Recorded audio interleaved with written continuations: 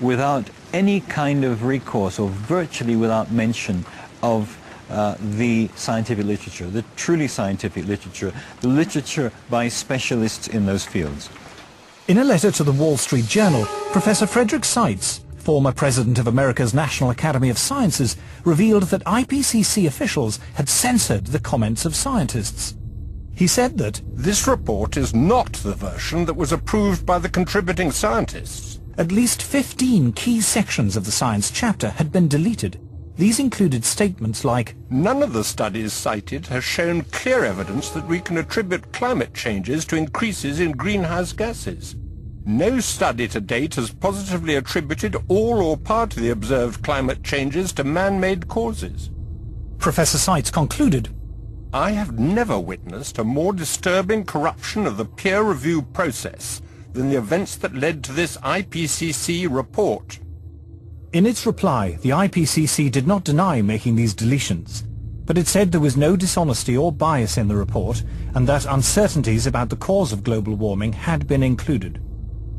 The changes had been made, it said, in response to comments from governments, individual scientists and non-governmental organizations. When I resigned from the IPCC, I thought that was the end of it. But when I saw the final draft, my name was still there, so I asked for it to be removed. Well, they told me that I had contributed, so it would remain there. So I said, no, I haven't contributed because they haven't listened to anything I've said. So in the end, it was quite a battle. But finally, I threatened legal action against them, and they removed my name. And I think this happens a great deal. Those people who are specialists but don't agree with the polemic and resign, and there have been a number that I know of, they are simply put on the author list and become part of this 2,500 of the world's top scientists. Research relating to man-made global warming is now one of the best funded areas of science. The US government alone spends more than $4 billion a year.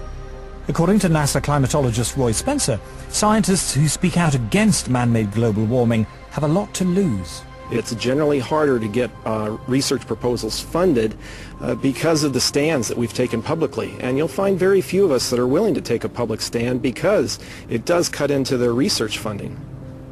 It is a common prejudice that scientists who do not agree with the theory of man-made global warming must be being paid by private industry to tell lies. I get it all the time.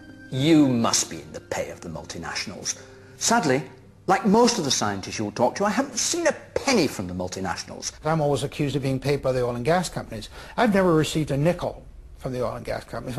I joke about I wish they would pay me, then I could afford their product. Whenever anybody says that I'm in the pay of an oil company, I say my bank manager would wish. There is almost no private sector investment in climatology.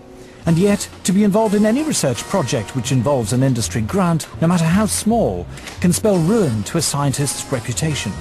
Modern technology fueled by greenhouse gases. Patrick Michaels is Professor of Environmental Sciences at the University of Virginia. He was chair of the Committee on Applied Climatology at the American Meteorological Society, president of the American Association of State Climatologists, the author of 3 books on meteorology, and an author and reviewer on the UN's Intergovernmental Panel on Climate Change. But when he conducted research which was part funded by the coal industry, he found himself among those under attack from climate campaigners. British-based corporations are some of the worst climate criminals on the planet. Shell is based in the UK, right here in London. We have the right and the duty to take it back into public ownership, dismantle it, break it up, and send its managers to rehabilitation training. But reasoned debate is not the only casualty in the global warming alarm. As international public policy bears down on industrial emissions of carbon dioxide, the developing world is coming under intense pressure not to develop.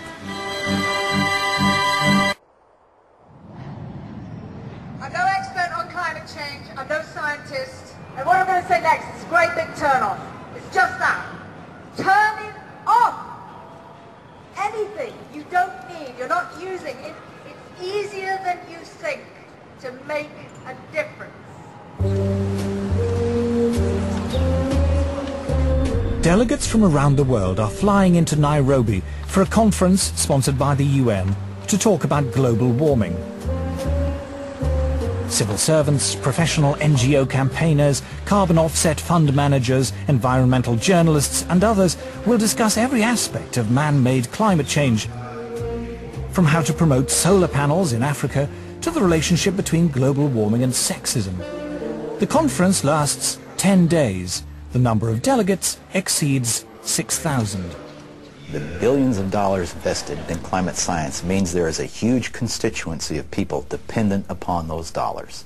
And they will want to see that carry forward. It happens in any bureaucracy. Where I live, we have a local council global warming officer. There's a huge tail out there of people who have, in one way or another, been recruited to join this particular bandwagon.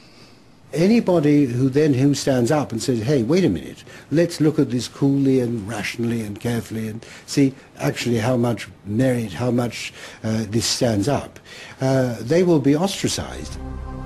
Scientists, accustomed to the relative civility and obscurity of academic life, suddenly find themselves publicly attacked if they dare to challenge the theory of man-made global warming, vilified by campaign groups and even within their own universities. It's the old English saying, if you stand up in the coconut shy, they're going to throw at you. So I understand that there's going to be some of that, but it gets pretty difficult and pretty nasty and very personal. And it's been, death threats and all sorts of things. And so I'm not doing it for my health. These days, if you are skeptical about the litany around climate change, you're suddenly like as if you're a Holocaust denier. The environmental movement, really, it is a political activist movement. And they have become hugely influential at a global level. And every politician is aware of that today. Whether you're on the left, in the middle, or the right, you have to pay homage to the environment. In the past month, the global warming campaign has won a great victory. The United States government, once a bastion of resistance, has succumbed. George Bush is now an ally. Western governments have now embraced the need for international agreements to restrain industrial production in the developed and developing world. But at what cost? Paul Driesen is a former environmental campaigner. My big concern with global warming is that the policies being pushed to supposedly prevent global warming are having a disastrous effect on the world's poorest people. Global warming campaigners say it does no harm to be on the safe side. Even if the theory of man-made climate change is wrong, we should impose draconian measures to cut carbon emissions just in case.